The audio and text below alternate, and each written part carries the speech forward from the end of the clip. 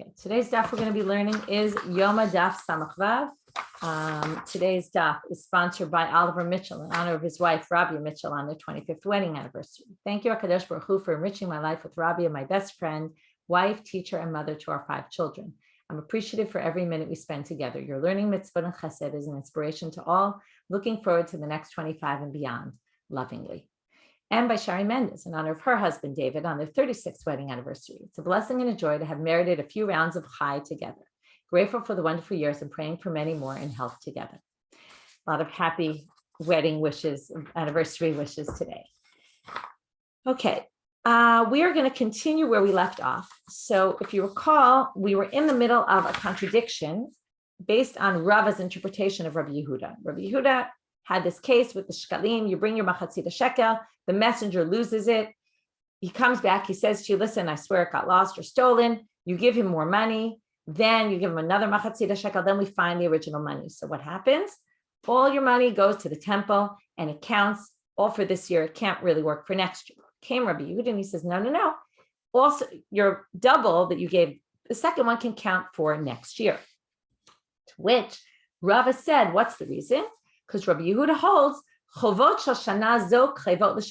you can take obligations from this year and bring them next year, no problem. To which Abaye said, what are you talking about, Rava? Rabbi Yehuda elsewhere doesn't allow you to take what was from this year and use it for next year. Look at what happens with the parents' year of Yoma Kippurim.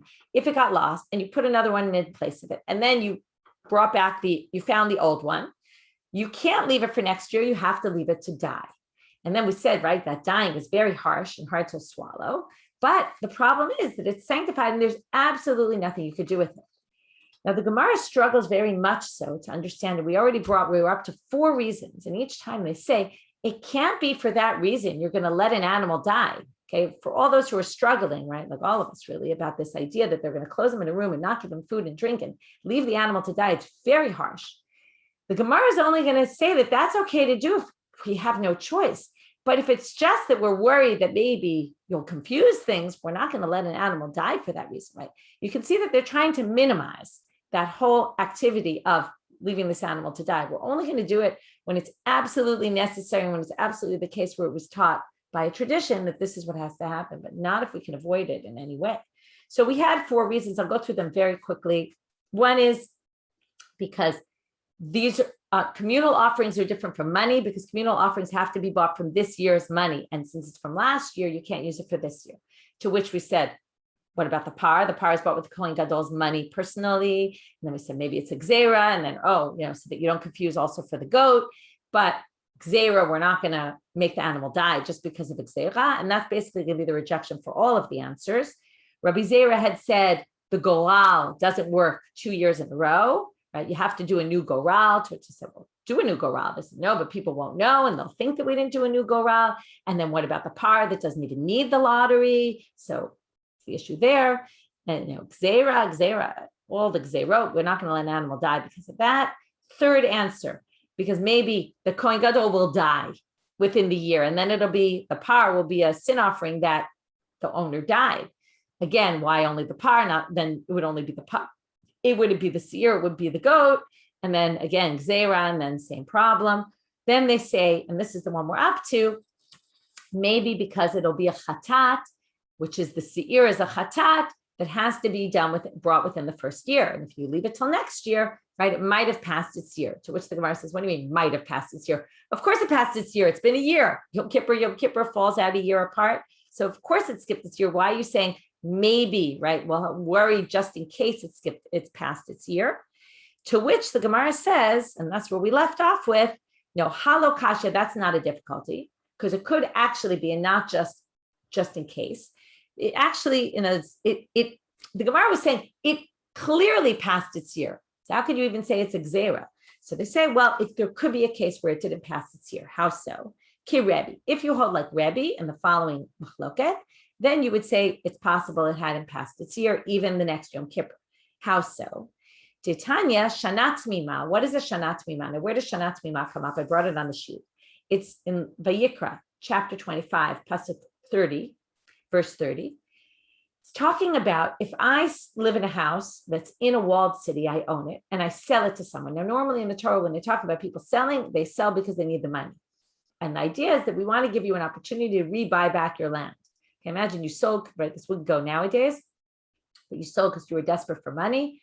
The Torah allows you to buy it back, and the owner has to take the money from you and let you buy it back for a certain time period, which means basically the sales were different in those days. People knew that they were potentially buying temporarily because they knew that the owner could buy it back.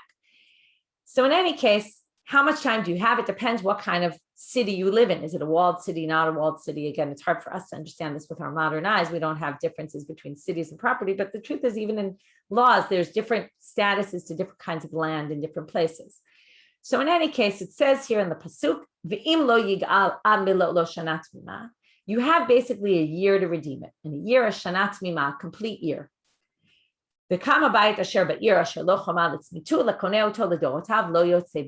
Most property in those days, if you sold it in the 50th year, the Jubilee year, it would go back to its original owners, which also meant that you only bought it for X amount of money, not for its full property value, because you knew it was going back to the original owner. It's almost like you rent it, because you're basically paying for X amount of years that you're going to be living there until the Yovel year.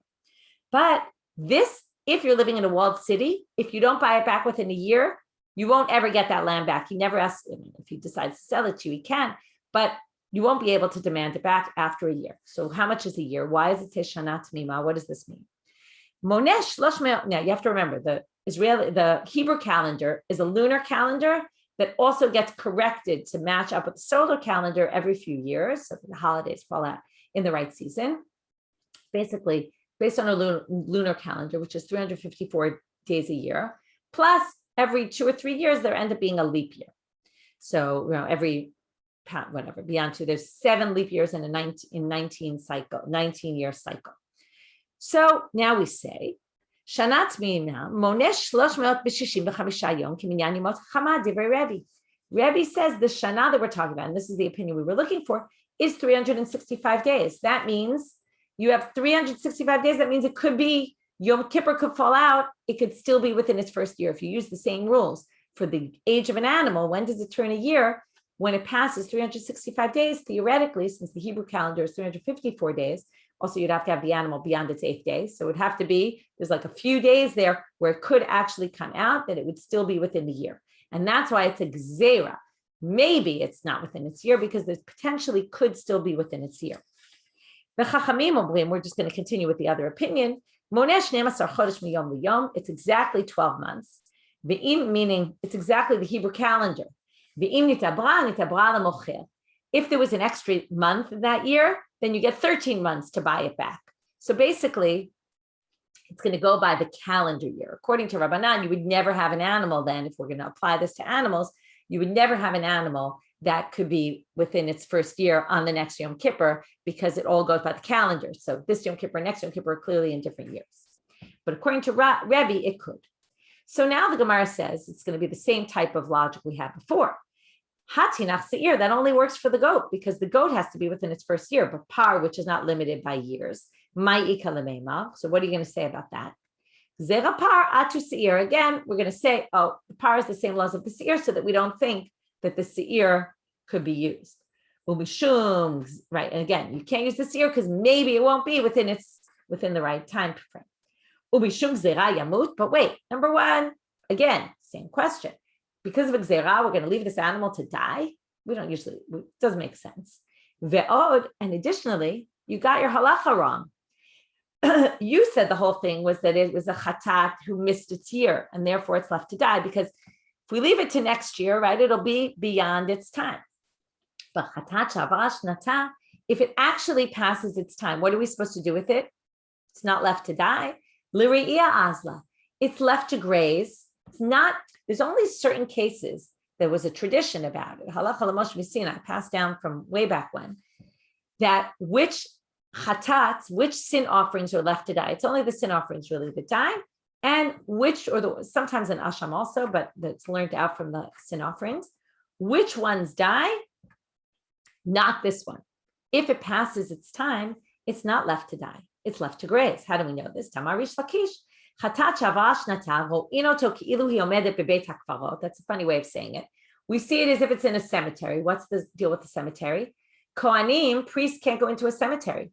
It means it's off limits to the Kohanim to sacrifice, right? If it's a chatat that you designate as a chatat and then the animal got too old to be brought as a sin offering, it's like it's in a big farot. The Kohanim can't touch it.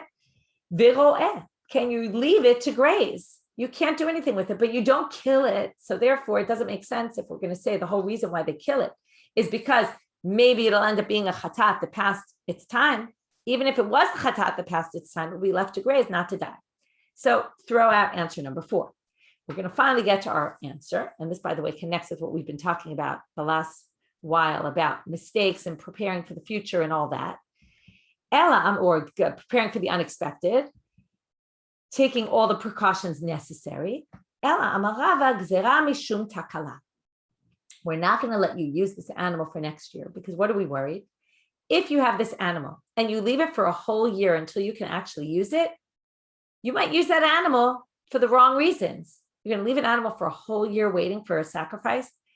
A lot can happen in a year and a lot of mess ups can happen. And we want to avoid mess ups. So now we're going to see this inside. Detanya, as we see in a Braita,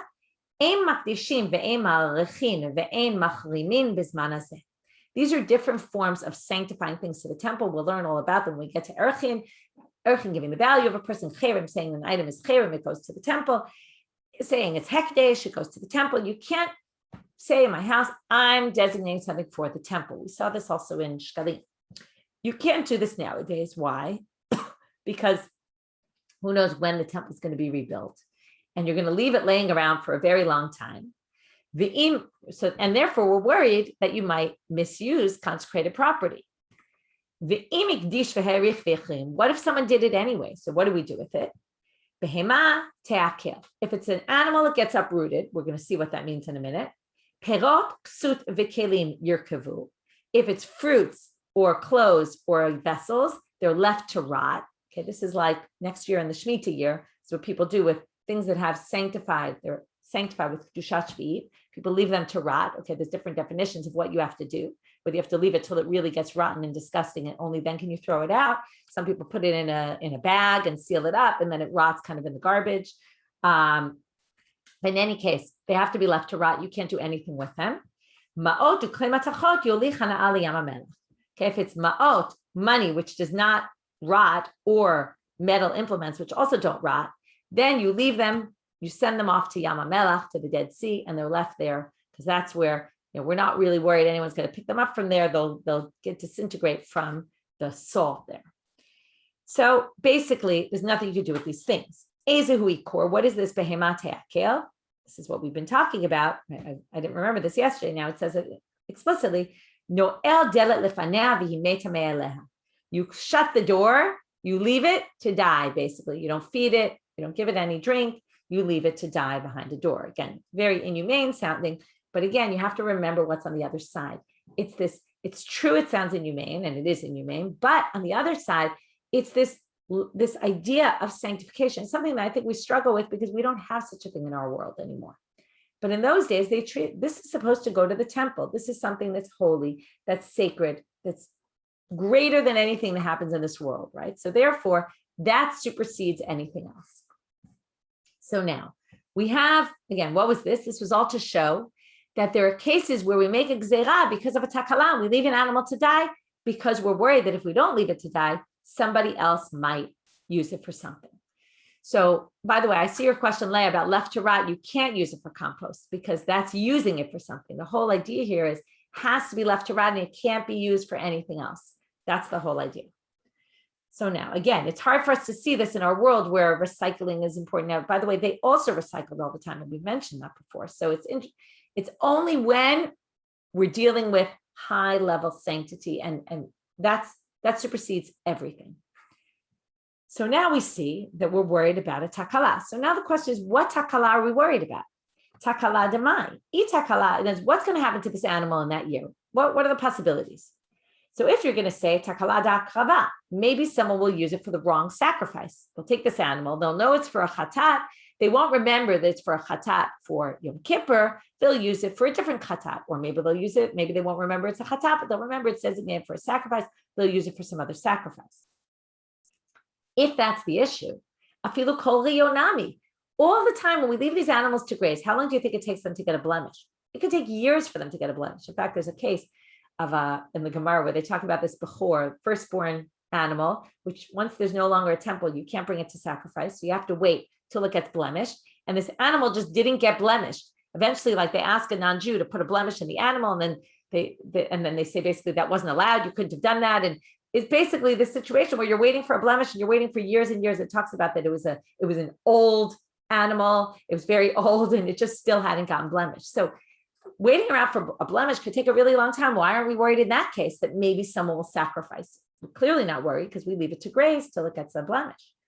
Itakalat, what's the other possibility? Well, you might use the animal for shearing, which again is forbidden because it's designated for a korban, or for working, which also is forbidden because it's designated as a sacrifice. So if it's a takalat gizav avodav, shearing or working the animal, afilu kol rionami, again, we're going to have that same problem with any time an animal is left to graze.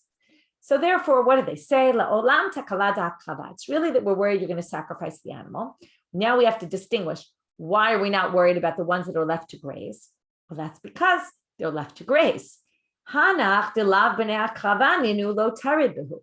No one's going to be thinking about, they put them in a separate area, left to graze. These are the ones with the title on them, left to graze. Everybody knows they're left to graze. And that you can't ever bring them on the altar. But this one, hach debata kravayi taridba. And also, they put them out of their minds. That's what it means, lo taribu. They put those animals out of their minds. This one, it's going to be brought as a sacrifice, so he still is dealing with it and knows that it can be brought as a sacrifice, so he might forget one day and bring him for the wrong sacrifice.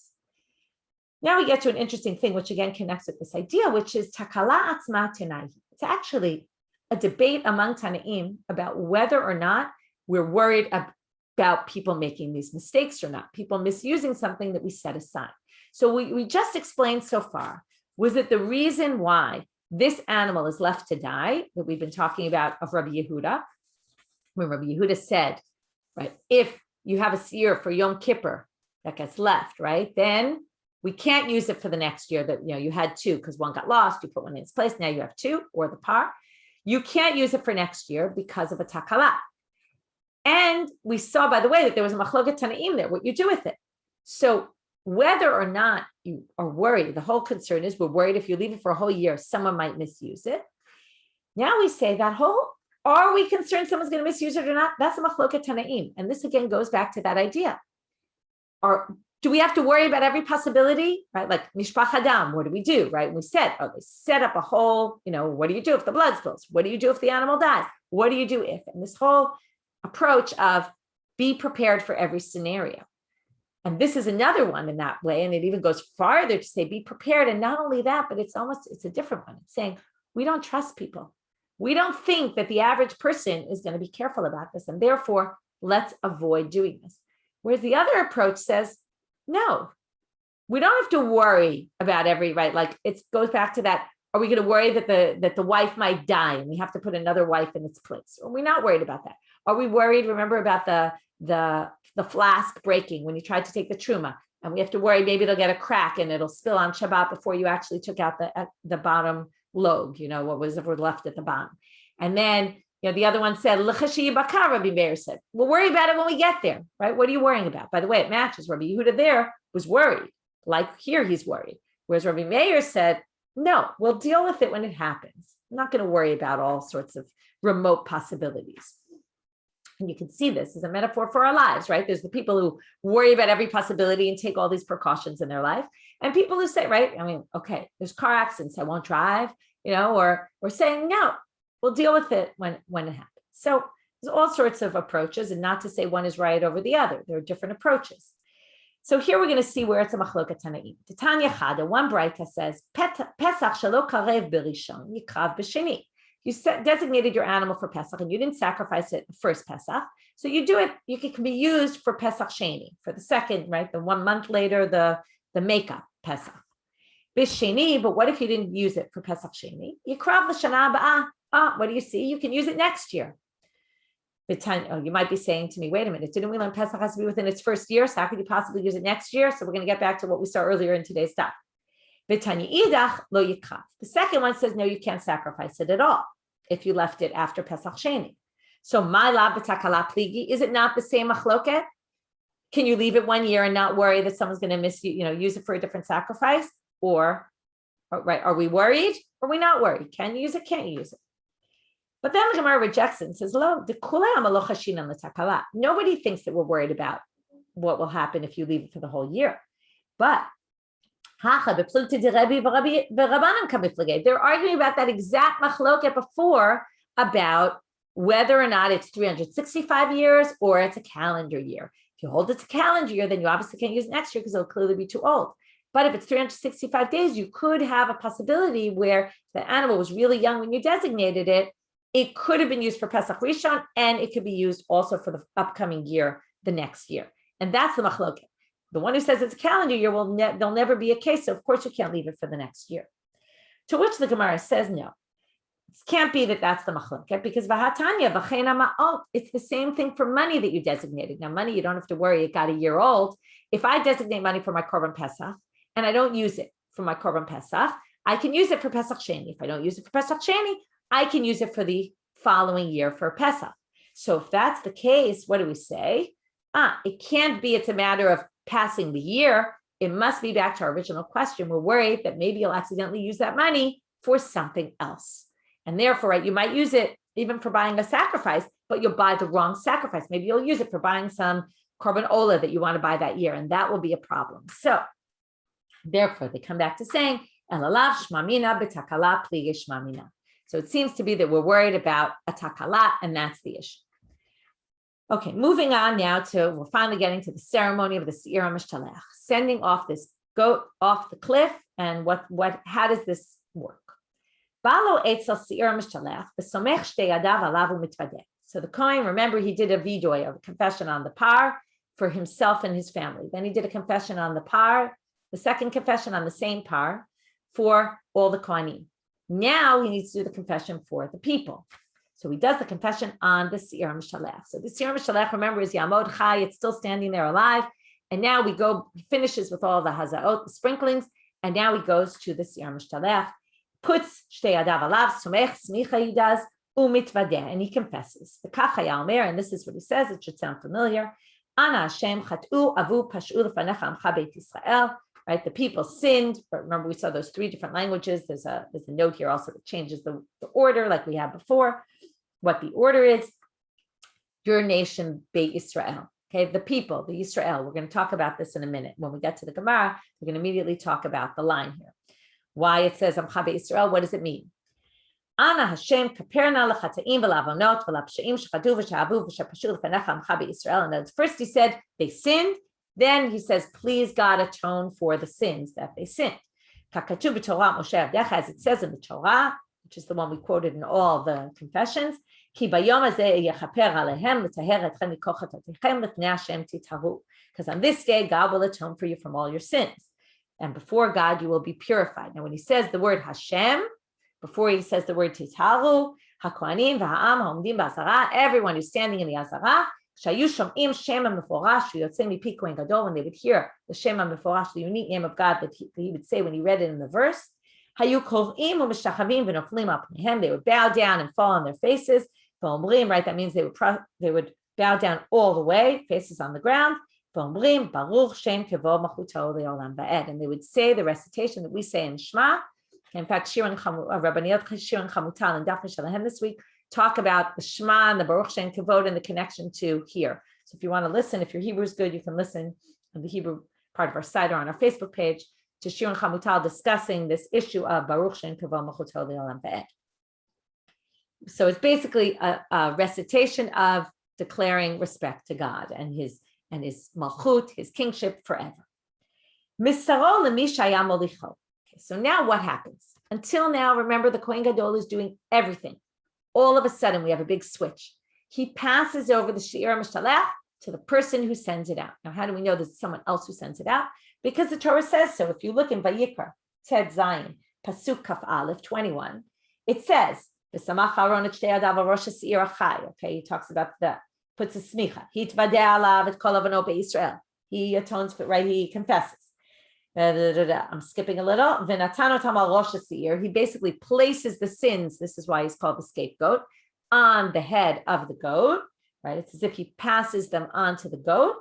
V'shilach biyad ish iti hamidbara. Very strange word. He sends it in the hands of ish iti. It almost sounds like it's his name, iti. Okay, iti is spelled ayin taf, which comes from eight, like a time, eight le'ahov, eight l'sno. There's a time for this, a time for that. We'll talk about a drasha on this name. It almost sounds like there was a person, ish iti, the man iti, who now takes it out to the desert. So we're going to talk about that soon. So he passes it in the Mishnah. They just refer to him as the person who's sending it. And now, who can do this job? Hakol ksherim laholicho. Everyone can do this. You don't have to be a Kohen, certainly not a Kohen Gadol. Anyone can do this. Something fascinating, and this connects with all that we've talked about, the struggles between the rabbis and the Kohanim. The Kohanim wanted to assert their power, and they said, you know what?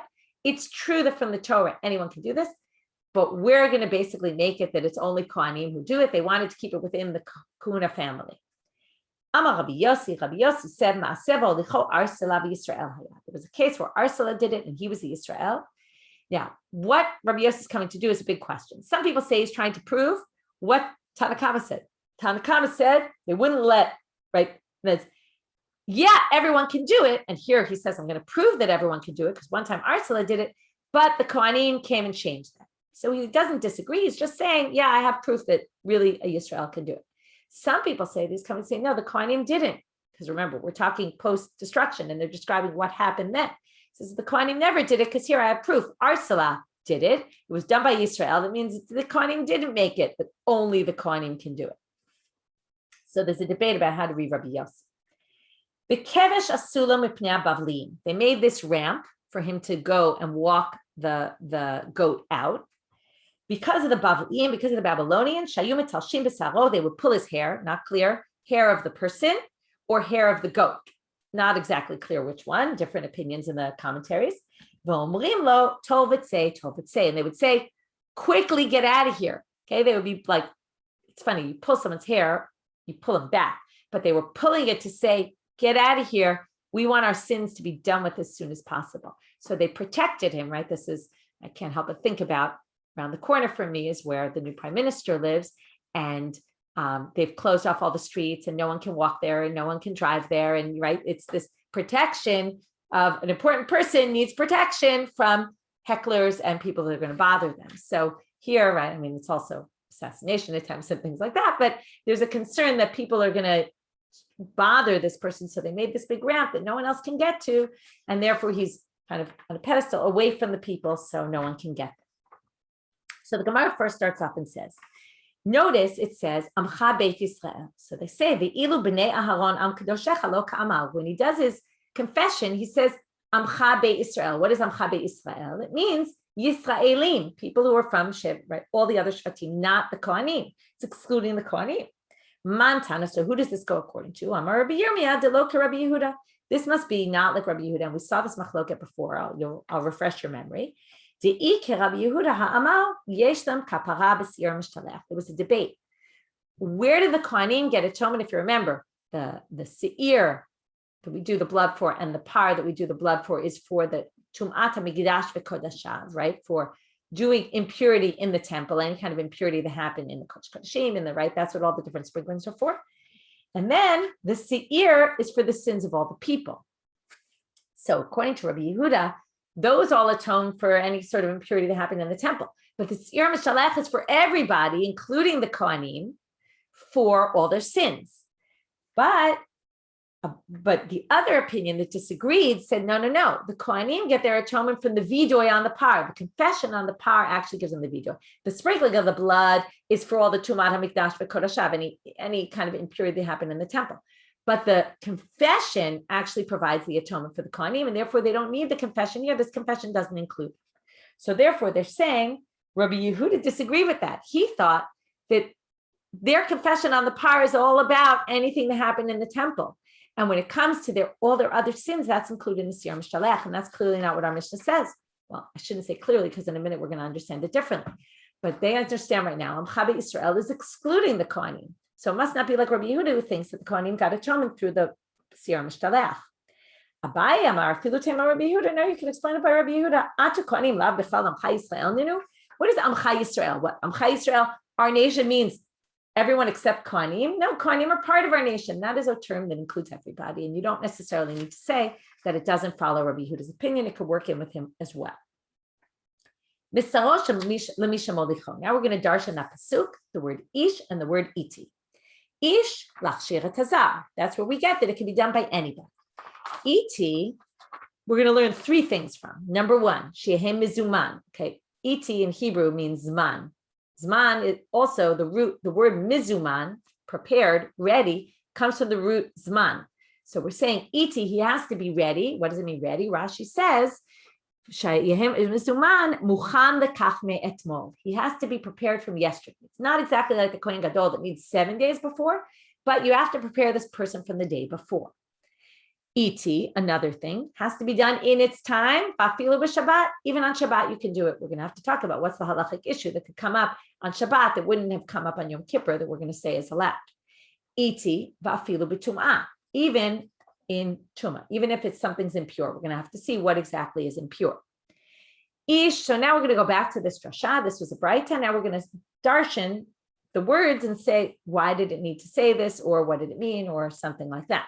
So, ish lachshira tazar, the Gemara says, pshita. Obviously, a non-Kohen can do it. Why would it be obvious? Because it's not work in the temple. All he does is he takes it out and he throws it off a cliff. That's not something unique for Kohanim.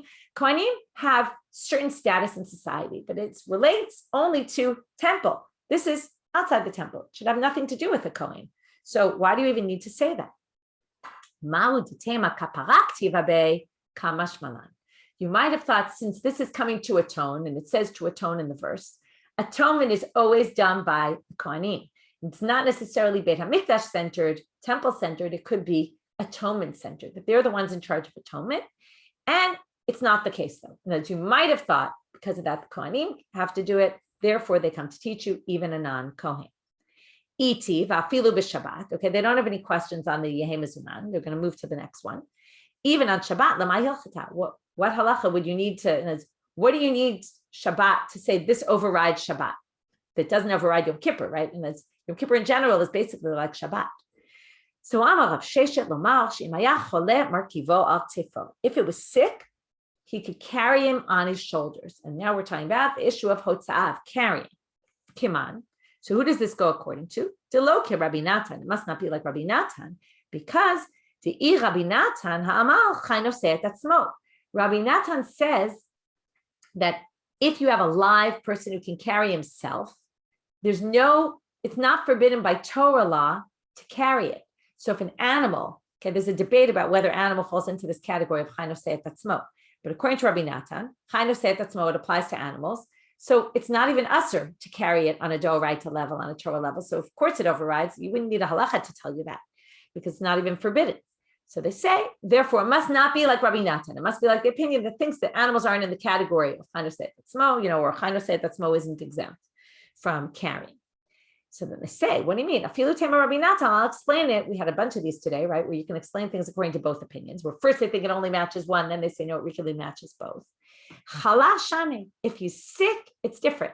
Normally you say Chaynov Se'et Atzmo, but if an animal's sick and can't walk, then it's forbidden for you to carry it on Shabbat, because he no longer can carry himself. So therefore, it would be different. Now, there's something very important that comes out of this that you might have paid attention to, you might not have, but it's something one should have paid attention to, which is Amar Rav Cham Zot Omeret Eruv v'Hotza'ah l'Shabbat ve'ein Eruv v'Hotza'ah l'Yom Kippurim. From this whole section, what do you learn? They said you need the words Afilu b'Shabbat to tell you that you can carry the animal. Now, why didn't you need it to tell you that on Shabbat? What about every Yom Kippur? You're not allowed to carry on Yom Kippur.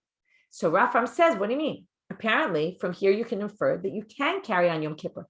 If it was just Yom Kippur that came out on a Sunday, Monday, Tuesday, Wednesday, Thursday, Friday, you'd be allowed to carry it, because there's no issue of carrying on Yom Kippur, and there's no issue of needing an Eruv on Yom Kippur. Whereas Shabbat specifically, it's the issue of carrying. Now, this, you might be saying to yourself, what? Isn't it forbidden? Hotza'ah on Yom Kippur? Carrying on Yom Kippur is actually forbidden. Okay, if you know the law, it happens to be forbidden. It's not permitted. Rav Cham says you learn from the sugya that it's actually permitted, and you don't even need an Eruv. Now it happens on your Yantif, you don't need an Eruv. All the other holidays, But Yom Kippur is like Shabbat in this regard, and it's not permitted. So from this sugya, it seems clear like it is, which shows that there were two different opinions. However, there's a sugya in Kritu, Daf Yudalid, which basically has the other opinion, and that's the opinion that we paskin like, that it is forbidden on Yom Kippur, okay? But this sugya seems to indicate it's not, but the halacha follows the other opinion. So now you learn something new that you might not have known, which is there's two opinions about whether or not one can carry on Yom Kippur. Iti va'afilu b'tum'ah. So now, even if he's tamei, lemai hilchata, for what is this? What halacha do we learn from this? Amar Rav Sheshet, lomar she'im nitma mishalcho nichnas tamei la'azara mishalcho. This is a fascinating halacha. We've learned many times that when you go into the azara, right, you can't go into the azara if you're impure. Just like the mitzora, remember, he's impure, he hasn't finished his process, he sits by the door there, by the gate, okay? But you can't come in tamei. For this halacha, we allow you to come tamei into the azara. Now remember, there are cases, if most of the kohanim are tameim, they can go in. Likewise, here he can go in. Now, why does he have to go into the azara? He has to get the seir from the azara. Why does it have to happen in the azara? Because remember, it said Yamod Chai, he has to stand alive, and it says there Lifnei Hashem, before God, in the azara, and from there he gets taken. So therefore, he has to get taken from inside. So even if he became impure, of course he could do the process because it doesn't relate to purity or impurity, but he can even go into the azara, into the temple courtyard, with right past where the Ezrat Nashim is. He can go in there in order to get the Seir Mishtalech. Which shows, by the way, that there's something important about the passing over of the seer from the Kohen Gadol to the person. Now we get to a very interesting sugya, which is going to end with a fascinating, I would say not fascinating, a famous sugya about women. But first it's going to start off, and it's one of these cases where it's very interesting when you learn these things in context rather than out of context. Normally this part of the Gemara about the women is quoted totally out of context. But here you're going to see it in context, and I think it'll shed some different light on the question and the answer. Rabbi Eliezer, before we get there, first of all, I highly recommended reading Flashback this week, Shuli Mishkin, who wrote about Rabbi Eliezer ben Horkanus, who's the famous Rabbi Eliezer ben Horkanus of Tanurosh Alachnai. She talks about the history, about his personality, and it's all about what we're going to see. Our Gemara says that he was very into tradition. He would never say anything that his rabbi didn't say. Okay, so I won't give it all away. I'll leave it to you to read her analysis of this story within that. Okay, but then I'll also give a different analysis of it. So if you want to hear her analysis, which is very interesting, I want you to read the article, and I'll give you a bit of a different perspective. Shalu et Rabbi Eliezer.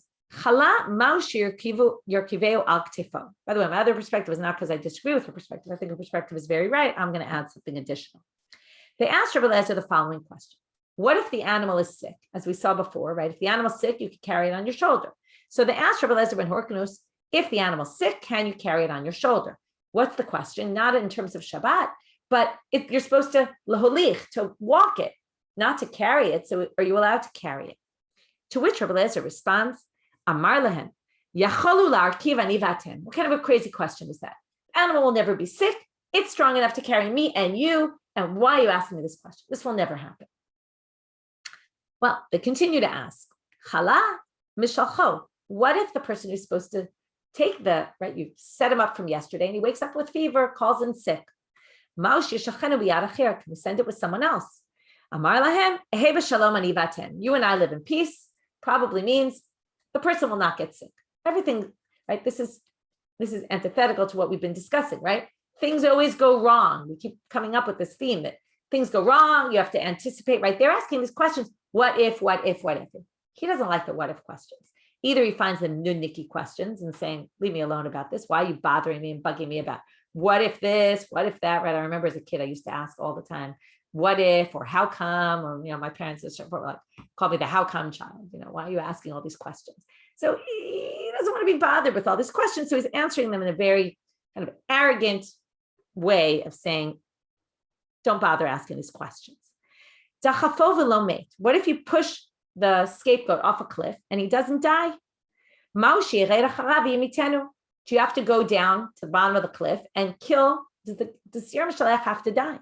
Amar lahem, ken yovdu kol ovdei Hashem, or kol ovdei Hashem. All enemies of God will die. Therefore, for sure, this goat will die. There's no problem. Don't ask me this question. Chachamim omrim. Now we're going to break for a minute from the questions, and we're going to get all the answers to the rabbis of this questions. Rabbi Eliezer ben Horkonos wouldn't answer. Right? Remember, he's the one who stood up in Tadorosh Lachnai against all the rabbis, and he showed all these signs saying, I'm right. And then eventually, even a bat kol, a heavenly voice came down and said he's right. But in the end, the rabbis ruled by majority and by them and against him, and they end up excommunicating him. It's very tragic at the end of his life. And Shuli quotes all this. I want you to read it inside, but he, basically bemoans the fact that that basically he tried all his life to teach, and people just didn't understand him. Very, very tragic. Chachamim omrim chalam arkivo al tefo, chalam shalcho yishachenu b'yad achel. They give exactly what you're supposed to do. Yes, you carry it on your shoulders. Yes, you send it with someone else if the person gets sick. And yes, you go down and kill it if it didn't die. In other words, you fix the situation. You have a mistake that happens, you fix the situation. He basically says there's not going to be any mistakes. And they say if there's a mistake, something goes wrong, unanticipated, right? Going back to the thing we keep discussing, this preparation to what if, how do we prepare in advance, or how do we know at least what our boilerplate's going to be if something were to happen? Now we have more questions to ask Rabbi Eliezer about other topics, seemingly unrelated. That's why on my chart I put like a thick line in between the different sections of questions. They asked Rabbi Eliezer, Ploni ma'ula olam haba. Is this person going to go to olam haba? That's already, how do we know that? To which he answers, Amalei, lo shaltuni ela ploni. Why are you asking only about him? Ask about someone else too. And that's kind of a ridiculous question. Can the shepherd save the sheep from a lion? Very wide range of opinions, what this means. Some people even say it's a metaphor for Bathsheba and Uriah Hitti and David HaMelech, the whole Bathsheba story. Some people say it's a Shabbat. On Shabbat, you're allowed to save a lamb from the lion. Some people say it's can you endanger your life in general to save an animal? Maybe that's the question. Amar lahem. Lo shaltuni ela kivsa. Why are you only asking about a case of a kivsa? So they ask, okay, you don't like that. Can you save another shepherd from a lion? Right? Can you, again, whether it's Shabbat or whether it's endanger your life for someone else, to save someone else in general, whether it's having to do with the David and Uriah story, which I'm not going to get into the whole analogy there, but you can read up about it. Amar lahem lo shaltuni ela ro'eh. Why are you only asking about the ro'eh? In other words, every time he answers them with another question. Mamzer, mahu ligash. If you have a mamzer, he's generally considered out of the community. He can't marry anyone other than a mamzer. So can he inherit? So he says, mahu liyaben. Yibum and inheritance go somewhat together. He's saying, well, does he have to do yibum? Marry his brother's wife? So if the brother dies, anyway, again, throwing off their questions. Mahu lasudit beito. Rashi says the issue here is, can you plaster your house? Or do you have to worry zecher lechurban to remember the destruction? You shouldn't make everything perfect. So he says, ma'ula suda kivro. Again, very depressing kind of answer. Your house is like your grave. Your grave is where you're going to live ultimately. Maybe you shouldn't put limestone on your grave. So now they tell us, and this is what Shuli builds on, lo mipnei shifligam b'dvarim. It wasn't that he was trying to push them off. He never said anything he didn't learn. He didn't know the answers to these questions because he hadn't had a tradition about it, and he wouldn't say anything that he hadn't learned from his rabbi. She builds a theory about that, which, as I said, go read it. It's very interesting. I'm going to read the last question before we continue, before I kind of say my theory. A very wise woman asked Rabbi Eliezer, when people worship the golden calf, they worship them all in the same way. So right? They all worship the golden calf. So why did they die in three different ways? It's meant, see from the Psukim, they died by sword, they died by plague, and they died by whatever. They died by plague, and then they died by stomach intestinal disease. So why were there three types of death? Amar la, here goes the line, en chokhmah lisha ele bepelech. A woman's wisdom is only in the spindle. And as it says in the verse, all the wise women wove with their intelligence. So now, something strange. It's usually used in a very negative way. Women are only wise for the spindle. They should just spend their time spinning and not doing anything else. But number one, they called her Isha Chachama. Number two, it says, this was a positive, a compliment about the women. So I read an interesting interpretation in an article in the portal Daf Yomi that said what he was trying to say is women's wisdom is in the spindle. Go look at the spindle. When you weave, Three women weave. They don't ever weave in the same way, or spin. They don't spin in the same way. It comes out different every time. Likewise, when you say, oh, they all worship the Egel, you're looking from, like he said, take an example from your life and see how they do it with the spindle. In other words, see, they each worship the Egel in three different ways, and that's really going to be the answer. But not everybody worshipped it in the same way, and therefore they got death in different ways. So that's an interesting way of understanding it, although it's not convincing, because every time he is asked a question, he responds with a negative answer. So another way of looking at this is he's saying to her, just like he said to everybody else, it's not a thing about women, it's just another retort in addition to all these other retorts. He just didn't have patience for all these questions people were asking, either because he didn't know the answers and he wouldn't say anything he didn't learn, or not that he didn't know, but he wasn't willing to say something he hadn't had a tradition about. Or what I want to suggest is maybe what he's saying is, her question a little bit doesn't exactly go into that category, but some of the questions, certainly the ones about Yom Kippur, were these what if questions that we have to prepare for other situations. And his point is, we don't. We're going to assume everything's going to go just right? He had a very certain strict way about life. And he said, Yom Kippur, of course it's going to go as planned, and why would you think otherwise? It doesn't exactly fit with all his questions, but it does fit with those, and saying he had a different approach to Yom Kippur in general and the service. And he didn't think, like we've been saying all along, you have to be prepared for mistakes and problems and takalot, and you have to worry, don't leave the animal for a year. What if something happens to it? He had he was very in general, everything was perfect in his life, everything fit in and all that. The sad, tragic part is in the end, he realizes that he didn't succeed, right? He cries about the fact that he just was his teacher and nobody really understood him at all. Very, very tragic. So in the end, he kind of learns a lesson kind of the hard way. Okay, a lot more to be said, but let's just finish up.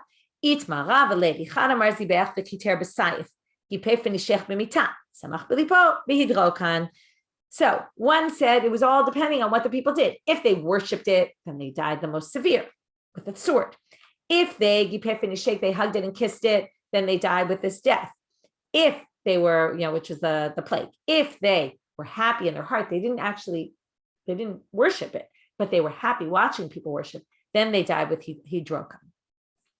If there were witnesses and warnings before, they were warned, then they got, this sounds more like a halachic from the time of the Sanhedrin, then they got stabbed, they got killed by the sword. Edim with below atra'a, without warning, then b'mita. Lo edim below atra'a, if there were no witnesses and no warnings, then behidrokan. Amar Rav Yehuda, Shivto shel Levi lo avad avodat kochavim, shene'emar vayamo Moshe b'shar ha'machaneh. You have to read the rest of the verse. Moshe said, and then he said to the Mila Hashem Elai, right, who's going to be with me, and all of Shevet, it says, Kol Shevet Levi. Everyone in Levi came to help him. So here you see, nobody in Shevet Levi worshipped. Yativ Ravina v'kamar lahashmata. So Ravina taught this, and Eitiv b'nei Rav Papa bar Abba leRavina. Sons of Rav Papa bar Abba said to Ravina, but it says the bracha that Levi gets at the end of this Torah from Moshe is Haomer lavivu limo lo ritiv, and then it says, in his brother at the chav lo hikir, he didn't recognize, but banav lo yadan, his sons he didn't know, because kishimur matecha, they kept your word, ubrit chayin soul. So what does this mean? This means they put a blind eye to their relatives and they killed them, even as if their relatives had worshipped the egel, the golden calf.